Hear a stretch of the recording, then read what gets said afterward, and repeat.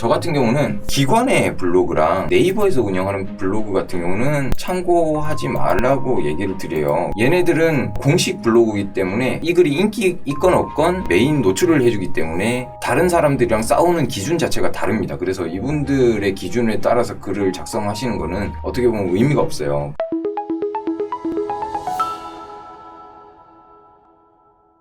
다음으로 설명드릴 게 블로그 차트라는 사이트입니다. 블로그 차트는 이 블로그는 몇 위입니다. 이런 걸 갖다 순위를 매겨주는 사이트인데요. 블로그 하시는 분들에게는 널리 이용되고 있어요. 근데 이 블로그 차트를 순위만 보는데 활용하느냐? 그게 아니라 원래 이 블로그 차트는 마케팅을 하기 위해서 어떤 블로그를 활용을 하는 게 마케팅의 효과가 더 좋을까를 판단하기 위해서 그 순위를 매기는 그런 시스템을 만든 걸로 알고 있습니다. 블로그 순위 매기는 로직이나 이런 것들에 대해서도 특허가 올라와 있고요. 이 특허에 있어서 주요 요점이라고 한다면 블로그 차트에서는 조회수를 기반으로 한 순위를 매기지 않습니다. 순위를 매기는 데 있어서 메인은 유효 키워드를 몇 개 가지고 있느냐, 그리고 그 유효 키워드가 가지고 있는 조회수의 양, 그걸 갖다가 함수로 이용해서 점수를 매기는 걸로 알고 있는데요. 이 순위를 가지고 어떻게 활용하면 좋느냐, 일단은 내 블로그가 어느 정도 위치에 있다는 것을 기본적으로 아실 수 있고, 다음으로는 1등부터 10등 정도의 내 카테고리의 상위에 계신 분들이 어떤 방향성을 가지고 글을 작성하고 계신지에 대해서 파악하시면 그 글을 따라하는 데 있어서 본인 블로그를 성장하는 데 도움이 되실 거다라는 그런 게 있고요. 여기서 제가 주안점 든 게 내 블로그 순위, 카테고리 순위, 유효 키워드와 키워드, 저품질 신호를 파악할 수 있다 적어드렸는데요. 블로그 차트 제 거를 로그인을 해서 한번 보여드릴게요. 일단은 제 블로그 순위입니다. 전체 순위는 만등 정도 하고 있고, 제 카테고리는 서비스 일반 분야고요. 230등 정도 하고 있어요. 실시간 유효 키워드가 57개, 주마다 판단되는 유효 키워드와 전체 키워드가 59에 1000개 정도 판단되고 있습니다. 52주간 상승 횟수, 하락 횟수 이런 게 있는데 저 같은 경우는 하락 횟수가 더 높네요. 그리고 최고 랭킹이 5000등. 제가 그 전에 블로그 하나가 더 있었는데 그 블로그가 저품질로 떨어져서 이사를 해온 거기 때문에 그때의 최고의 등급은 여기에 반영되지 않고요. 그때는 유효 키워드가 한 400개 정도에 전체 순위 513등, 서비스 일반 분야 5위 정도 했었습니다. 이거를 지금 꺾은선 그래프로 이렇게 보여주고 있는데, 저 같은 경우는 유입량이 지금 봄에 1, 2, 3월에 이렇게 급격히 많이 늘어났어요. 급격히 많이 늘어난 이유는 저 같은 경우는 연말정산 키워드로 글을 작성을 하고 있기 때문에 지금도 작성하고 있고, 아마 이때 당시에 167개의 키워드를 제가 얻을 수 있었던 것도 연말정산 때문이었고요. 그때 당시에는 일방문자가 15,000? 그 정도까지 찍었었습니다. 그리고 이렇게 쭉 떨어졌지만 지금 유효 키워드가 59개이기 때문에 쓸모없는 블로그 아닌가요? 라고 하지만 전체 키워드가 있어요. 그래서 유효 키워드하고 전체 키워드하고 좀 다른데, 유효 키워드는 어느 정도 수준의 조회수가 나오는 키워드를 내가 갖고 있느냐. 근데 저 같은 경우는 글 자체가 한 1000개 정도 되기 때문에 키워드가 상당히 또 있어요. 그래서 하루 방문자가 지금도 1800명대 정도 들어오고 있습니다. 그렇기 때문에 나쁘지는 않습니다. 한 3월 정도 되면 10,000명 정도 예상하고 있습니다. 블로그 하시는 분들도 이걸 보시고 참고하셔서 본인 블로그 순위나 이런 거 파악하시면 좋을 것 같고요. 다음으로 보여드릴 게 저품질 신호 파악하기.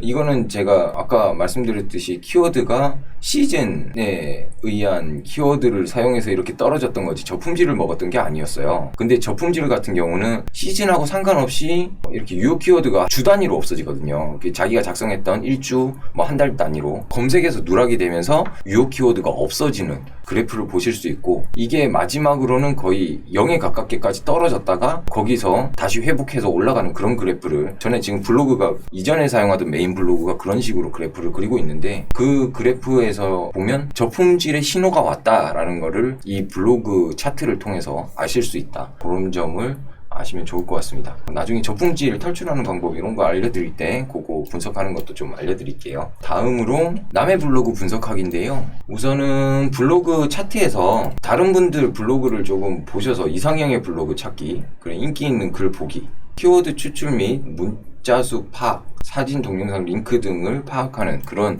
분석이 있는데, 오늘 제가 샘플로 조금 공부를 해온 게 전체 1등 하셨던 분 블로그를 좀 들어가 봤어요. 함영민 님의 디카 갤러리라는 블로그인데, 이분이 상당히 오랜 기간 1등을 하고 계신 걸로 알고 있습니다. 보시면 블로그를 하루에 일방 문자가 한 10,000명 정도 되세요. 조회수가 많은 게 중요한 게 아니고요. 이분 같은 경우는 유효 키워드가 상당히 많으실 거라고 생각합니다. 유효 키워드가 상당히 많고 글 자체를 많이 쓰세요. 일단은 조회수 같은 경우는 옆에 있는 위젯 같은 걸로 보실 수 있지만 이분이 인기 있는 글이나 사용하는 카테고리에 대해서 쉽게 보시려면 모바일 버전으로 가시면 쉽게 보실 수 있어요. 블로그 앞에다가 점을 붙이시면 모바일 버전으로 들어가실 수 있으시거든요. 이분 블로그의 모바일 버전입니다. 여기서 오늘 방문자 수 보실 수 있고요.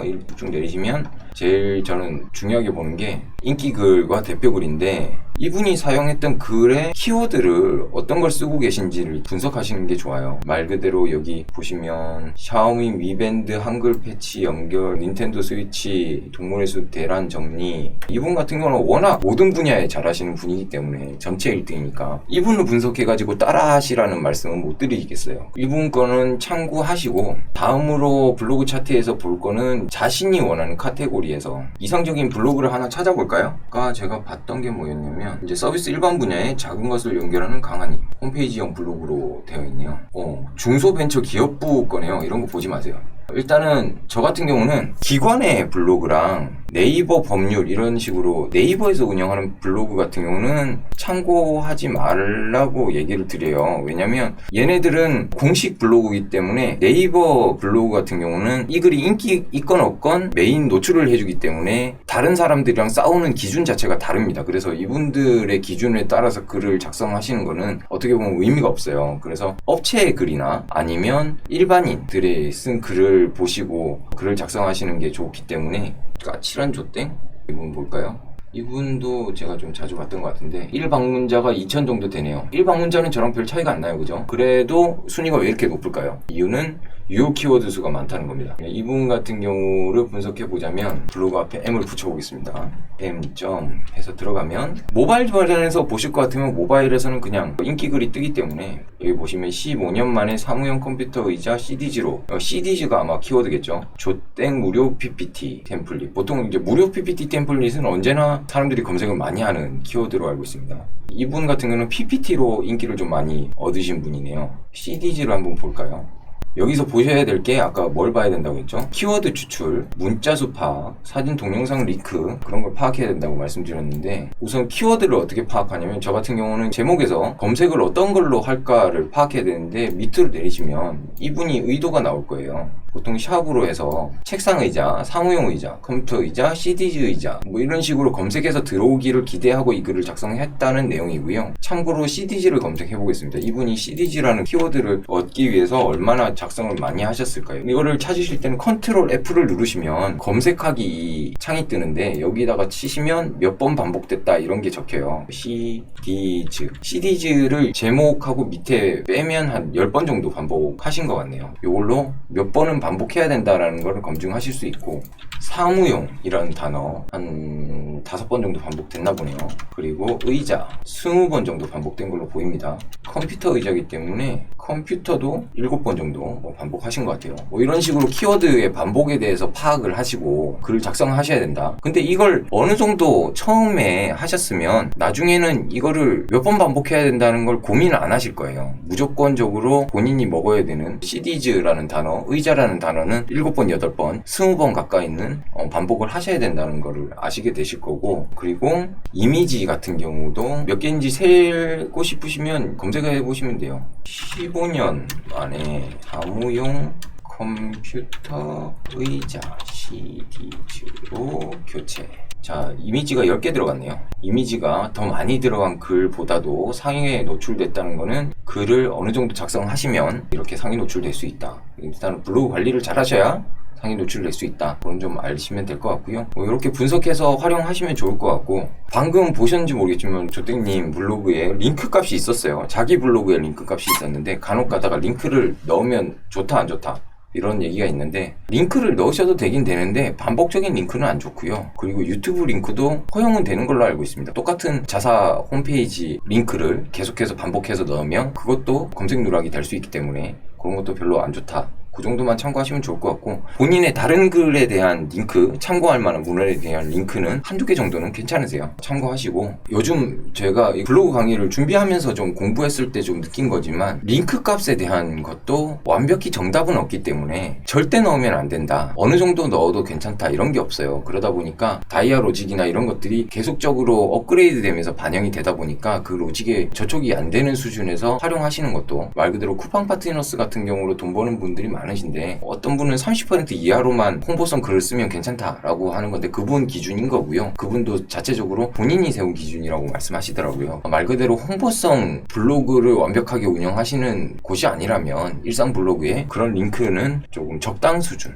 10개 중에 한두 개 정도 쓰시는 거는 나쁘지 않다. 뭐 돈 버는데 네이버가 엄청나게 제재를 하지는 않는 걸로 알고 있습니다. 그리고 마지막으로 카테고리별 키워드 포스팅 분석하기인데요. 이거는 뭘 말씀드리는 거냐면, 카테고리가 네이버 카테고리보다 좀 다양하게 있어요. 마케팅 하시는 분들 기준으로 만들어 놓은 거예요. 어떻게 보면 서비스 일반 분야 같은 경우가 비즈니스 서비스 분야, 뭐 네이버에서 말하는 그 분야 자체가 아주 세분화되어 있습니다. 왜냐하면 광고주님들, 마케팅을 제일 메인으로 하시는 기업체 분들 같은 경우는 그 산업군에 들어가 있고, 하지만 그 분야를 쪼개놔야 분석하는 데 있어서 좋기 때문에, 네이버 같은 경우는 이 카테고리 나누는 기준이 조회수 기준이기 때문에 어느 정도 조회수가 나오는 카테고리를 이렇게 쪼개놓은 것이지, 비즈니스 안에서도 법률, 부동산, 산업기기, 여기 보면 서비스 일반 따로 있죠. 이런 식으로 따로 나누질 않아요. 그렇기 때문에 이거는 마케팅 차원에서 만들어 놓은 구조다, 뭐 카테고리다, 이렇게 생각하시면 좋을 것 같고요. 여기서 참고할 만한 카테고리 분석을 한번 해보도록 하겠습니다. 어떤 카테고리에 어떤 글을 쓰면 좋을까? 일단은 요리를 오늘은 좀 보고 싶네요. 자, 요즘 좀 뜨신 분으로 한번 봅시다. 순위가 좀 많이 오르신 분들이 23위에 올랐네요. 여기 이분 아닐까요? 자, 초코초코님의 블로그입니다. 하루에 방문자가 5만을 찍으셨어요. 요리 블로그가 이만큼 조회수가 많아요. 레드오션이라고 하지만 요리 블로그 같은 경우는 아직도 틈이 많이 있습니다. 어느 나라에 무슨 요리를 특징적으로 한다거나, 요리는 언제나 블로그 주제로 환영받는 카테고리라는 점 참고하시고요. 그리고 글을 어떻게 썼는지 한번 참고하기 위해서 분석을 해보도록 하겠습니다. 모바일 버전으로 들어갈게요. m.블로그 네이버.com 들어왔습니다. 자, 인기 글을 좀 볼까요? 대표글이라고 되어 있네요. 여기는 모먼트도 활용을 잘 하고 계신 분이시네요. 대표글 중에 백종원 떡볶이 황금 레시피, 이거는 키워드를 아주 여러 개를 한꺼번에 넣으셨네요. 백종원 떡볶이 황금 레시피, 떡볶이 황금 레시피, 백종원 떡볶이, 백종원 떡볶이 황금 레시피, 이거 세 개 다 좋은 키워드인 것 같고요. 경쟁률이 상당히 높은데 이거를 대표글로 하고 계신다는 거는 최적화가 분명히 되어 있고 상당히 좋은 글이라고 생각됩니다. 검색을 해볼까요? 컨트롤 F 하시고 떡볶이가 몇 번 들어갔는지 일단 한번 보고 봅시다. 떡볶이를 거의 몇 번을 쓰신 거죠? 이거 엄청나게 많이 쓰셨네요. 한 30번 넘게 쓰신 것 같아요. 일단 기본적으로 본문 내용에 백종원이 들어갈까요? 본문 내용에도 백종원이 한 10번은 들어간 것 같습니다. 황금 레시피 들어갔네요. 말 그대로 지금 본인이 원하는 키워드를 백종원 떡볶이 황금 레시피 이런 식으로 작성하신 걸로 보입니다. 일단 모바일 버전에서 나가겠습니다. 이분 쓴 글을 봅시다. 사진을 참 잘 찍으시네요. 사진을 못 찍으신 블로그를 좀 분석해드려야 사진 못 찍어도 괜찮습니다 라고 얘기를 드릴 텐데, 이분은 상당히 깔끔하게 잘 적으시네요. 사진도 잘 찍으시고 텍스트량도 꽤 많습니다. 보통 사진 하나당 밑에 텍스트량이 한 2-3문장 정도로 넣으시더라고요. 그렇게 해서 쭉 사진을 이렇게 넣으시는데, 레시피 같은 경우는 이렇게 동영상과 이미지를 조합해서 많이 넣으시고, 레시피를 하시면 진짜 요리를 할 수 있는 방법에 대해서 쭉 적으시기 때문에 요리가 다 될 때까지 이 블로그를 나가시지 않으시기 때문에 체류 시간도 상당히 좋을 거라고 생각됩니다. 이분 같은 경우는 꼼꼼하게 처음에는 요리가 다 된 부분, 식욕을 돋우는 요리를 해놓으셨고, 그 다음에는 재료부터 요리 방법, 그리고 그 과정에서 제가 전에 한번 말씀드렸죠. GIF로 이미지를 만들어서 올리는 동영상과 더불어 이분 같은 경우는 뭐 완벽하네요. 이미지도 GIF도 거기다가 동영상까지 넣으셨기 때문에 거의 완벽한 요리 레시피 블로그로 보입니다. 조금 말도 안 되는 글인데 상해에 노출되는 그런 글을 좀 파악해 드려야 좀 재밌는데, 제가 아까 어떤 걸 봤냐면 식빵 만들기, 요즘 제가 제과제빵에 꽂혀 있어서 식빵 만들기를 검색을 해봤어요. 제일 상위 노출된 글이 그렇게 썩 대단한 글은 아니더라고요.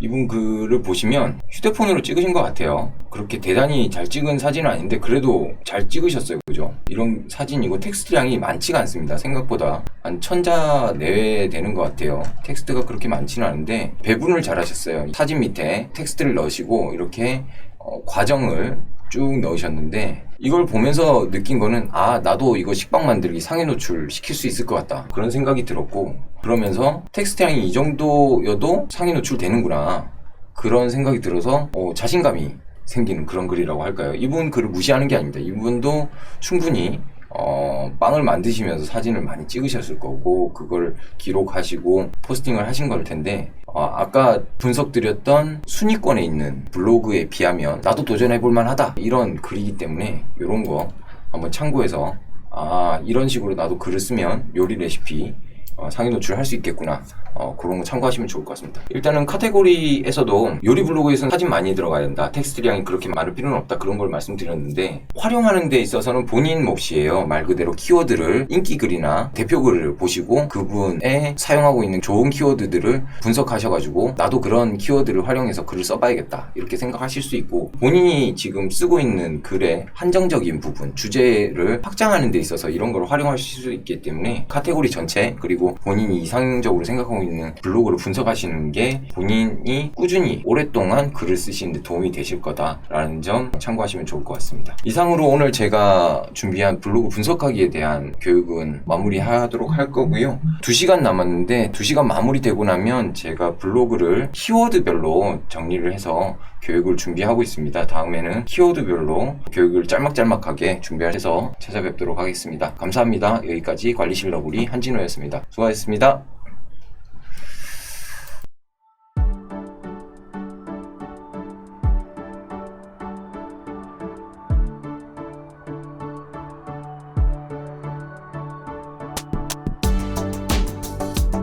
구독과 좋아요는 컨텐츠 제작에 힘이 됩니다.